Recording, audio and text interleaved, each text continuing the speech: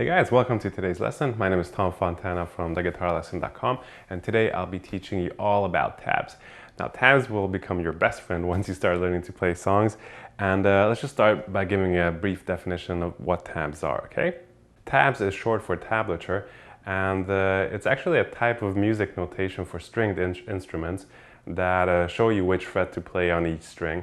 And as opposed to standard staff notation, where you can only see what note to play, what pitch note to play, tabs will show you which fret to fret on any given string on the fretboard. So let me just give you an example.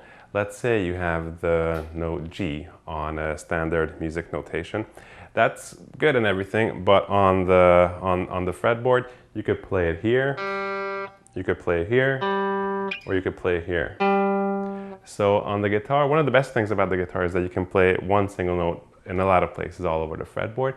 But tabs, it will really make everything easier for you, since the person who wrote the tabs will have already taken into account which position you'll need to be in to be able to easily reach the rest of the notes that you're going to be playing. So tabs are really useful in this sense as well. So let's just have a look at what tabs look like and what those lines actually mean. So you'll probably be using a 6-string guitar, which means you'll have 6 lines across the tablature. Each of those lines actually represent a string. The top string is the highest string, so that will be the highest string on the guitar. And each string that follows that, going downwards, will be lower and lower in pitch. So the first string is the high E string, the second string is the B string, the third string is the G string, the fourth string is the D string, fifth string is the A string, and the sixth string is the E string. Okay, so that's pretty self-explanatory. And when you look at those strings on the tabs, you'll also notice that there are letters next to each given line. That will actually be the tuning of the guitar in the given song, in the given tablature that you're looking at. So this is what you'll see if the guitar is in standard tuning. But just so you know, let's just have a look at a drop D tuning, what you would see on the tabs. With drop D tuning, the 6th string, so the one on the bottom of the tabs, the one at the top of your guitar, with the drop D tuning, that string is tuned down from an E to a D, and that's why you'll see that it says D right at the beginning of that line, okay? So let's just have a look at what it means when you'll see numbers on the tabs. As you can see here, this tablature has 3 notes on it, 3 frets to be more exact, and the one on the bottom, that's a 0. 0 will always mean that that's an open string. So all you need to do is pluck the open string on the bottom, the lowest string on the guitar. The next number you see is on the A string at fret 3. So 3 on the A string will mean that you'll be going to the 3rd fret. It doesn't really matter which finger you do it with. Tabs does not stipulate that. Tabs only tells you which fret to fret. So the A string at fret 3. And then the next number is the D string at fret 3 as well. All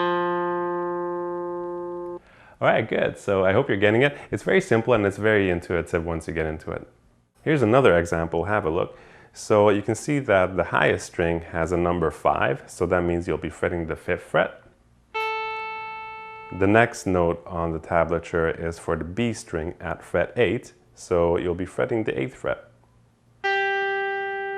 And then you have the 5th fret on the B string. All right, good. So I hope that makes sense. Now let's just move on. Let's have a look at what it means when you'll see several numbers below each other on a vertical line. When you see something like this, it usually means that you'll need to play a chord. So you'll notice that the lowest string is open, the A string has fret 2, the D string has fret 2 as well, the G string has the 1st fret, B string is open, and the high E string is open as well. And since it's in a vertical line, we'll need to strum it together, and this is actually an E major chord. Have a look at this one as well. You'll notice that the D string is open, the G string is held down at fret 2, the B string is held at fret 3, and the high E string is at fret 2. And if you strum all of them, that's a D chord. Now it's important to keep in mind that tabs don't indicate the fingers that you'll need to be using. All it says is which fret to hold down at which given time. So that's where a lot of beginners get confused. They think that the numbers will actually mean the fingers that they need to be holding somewhere, but that's not true. The number there, it just means the given fret that you need to hold down, irrespective of which finger you use. It's also important to keep in mind that tabs don't indicate the rhythm whatsoever, unlike the standard music notation. So to find out the rhythm that you'll need to play, you'll actually have to have heard the original song. All right, so let's just move on. Let's have a look at what else you'll see on tabs. Every guitar technique has a standard symbol on tabs. Let's just go through them one by one, okay?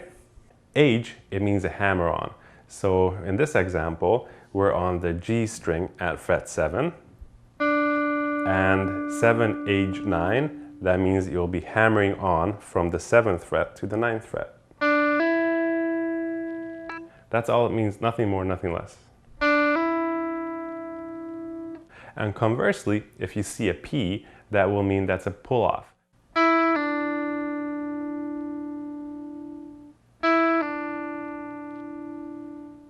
The next symbol we'll look at is the B, which stands for bend, okay? So let's just have a look at this example. 7B9 means that you'll be bending from the 7th fret up to the pitch of the 9th fret, okay?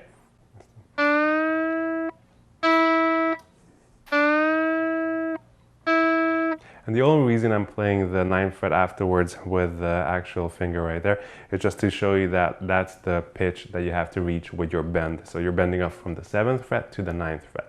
Now if you see an R there, that means you don't just release the bend up at the target pitch. So you don't just release the string at the top of the bend, you'll actually be bringing the string back down, so you'll be back at the original pitch. As you can see on the tabs, we'll be bringing it back down to the 7th fret.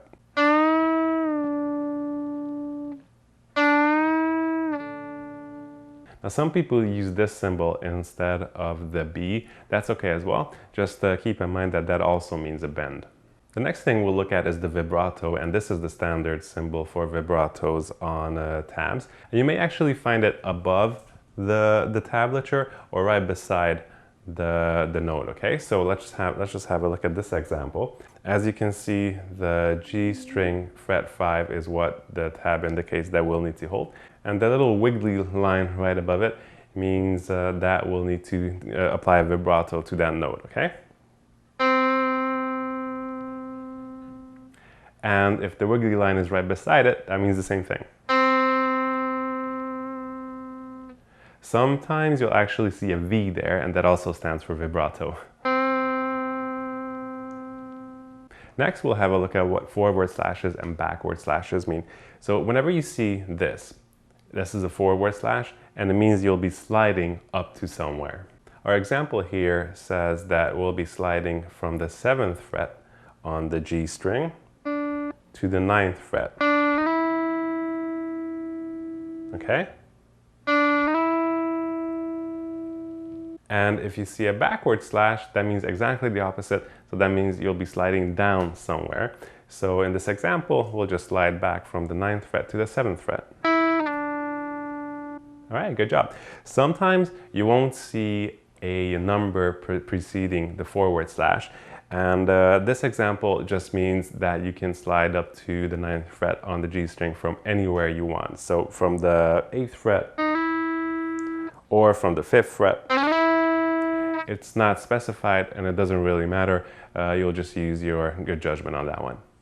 The next symbol we'll look at is the T and the P. This is used when you're supposed to be tapping on the fretboard. So let's just have a look at this example. We're at the 7th fret of the G string once again. And if you see a T, the next number is where you need to tap.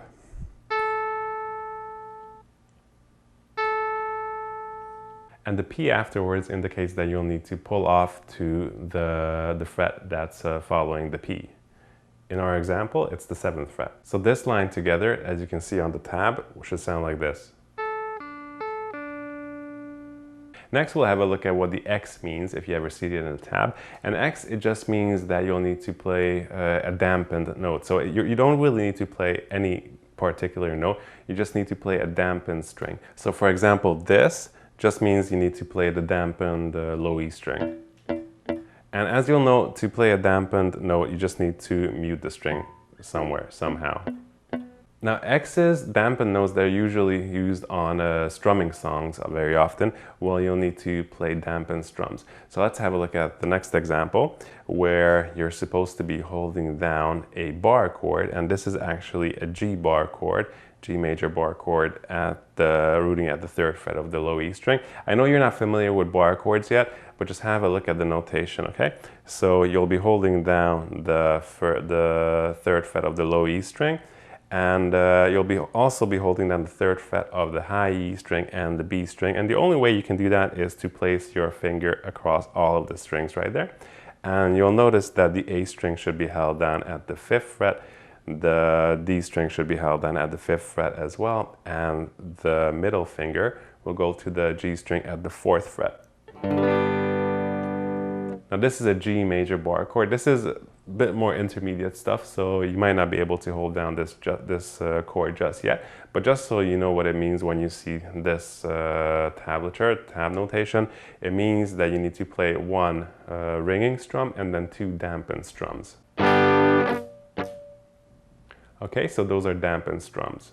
And the way you dampen that is just release everything. So basically all of your strings are muted. Next, we'll have a look at the tablature notation for palm muting. So palm muting is specified when you see PM either below or above the tablature. So in our example right here, you can see that we'll be plucking the open E string, and the A string will be held down at the 2nd fret. This is actually an E power chord. We'll get there. We'll get there in the basic lessons. And the PM right below that means that you'll need to strum or actually pluck these 2 notes palm muted. And palm muting, we'll get there in one of the other basic lessons as well. It just means that you'll need to dampen the strings to not mute them totally, but just let them give off just a tiny bit of sound. So if you weren't palm muting, that's the sound you would get. But with palm muting, that's the sound you get. So in our example right here, you can see that we need to pluck these 2 notes 8 times.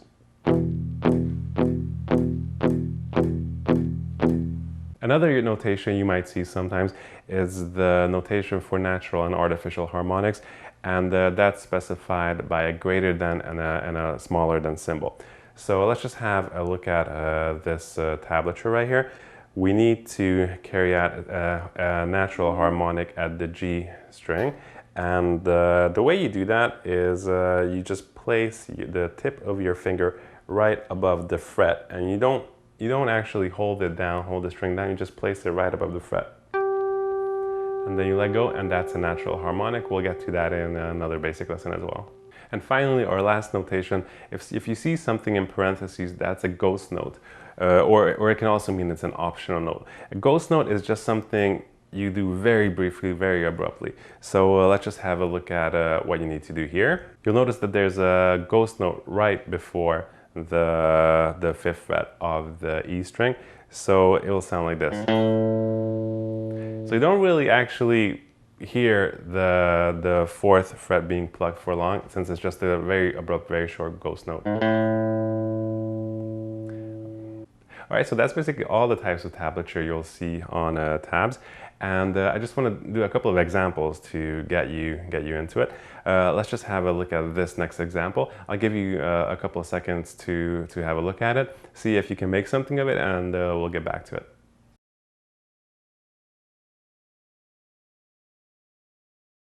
All right, so let's just go through it note by note. So you'll be on the low E string at the 3rd fret first of all, and let's just pluck it with our middle finger. Then the open A string, and then your first finger will go to the 2nd fret of the A,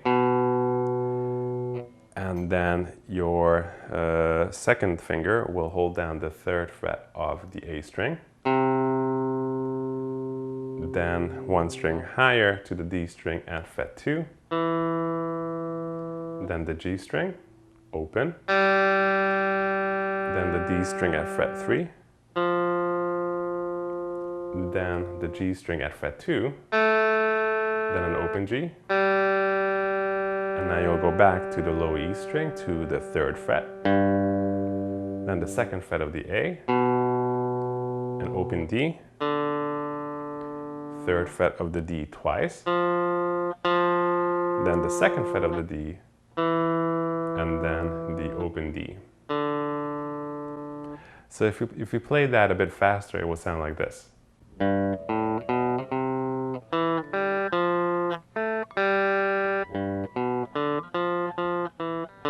All right, so you might recognize that the melody is from La Bamba, and let's just have another example. And as you can see, this one will also have a chord in it, so I'll just give you a couple of seconds to digest it.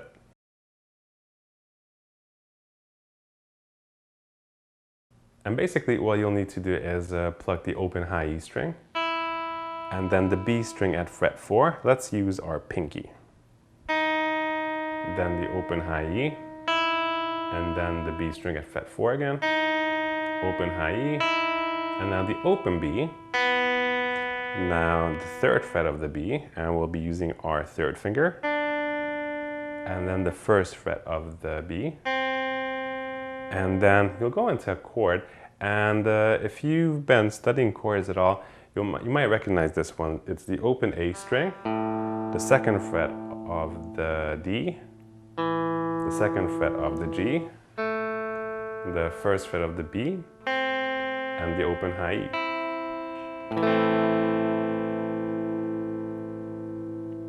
And if you sped that up a bit, this is what you get.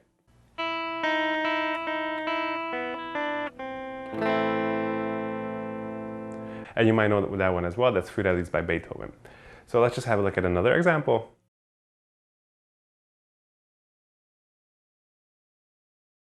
Now with this one, you'll notice that I wrote that you should be holding down a chord with it, and that's just to make things a bit easier.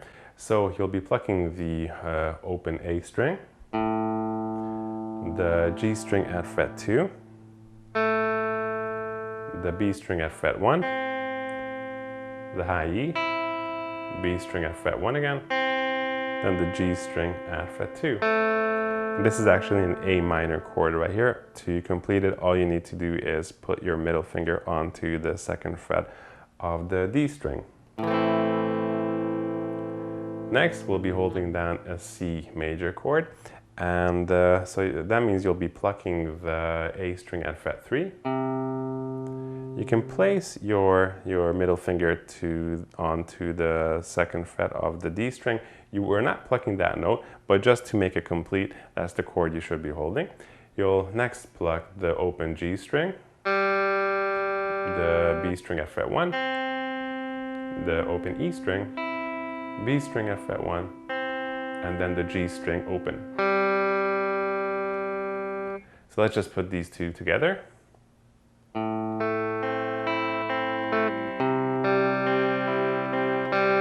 Okay, so you might recognize that one as well. That's the beginning of House of the Rising Sun. Let's just move on to the next example.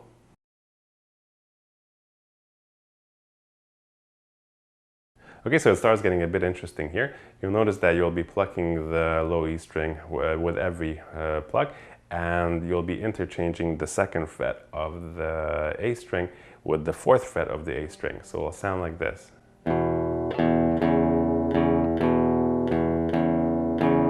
And that's just a nice little blues progression.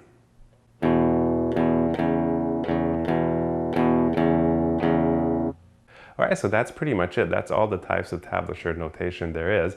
And you'll really need to study them and get used to them, because they will need to become your best friend if you're going to advance as a guitarist and you're going to start playing your favorite songs.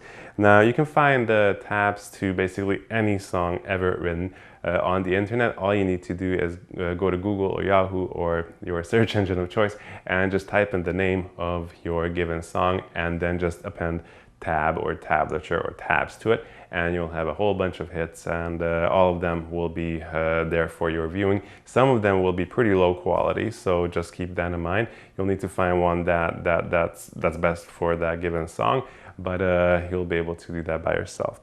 All right, so thanks for listening. I hope this lesson was useful for you. Make sure you have a look at the other basic lessons as well, and I'll see you in one of them. Bye-bye.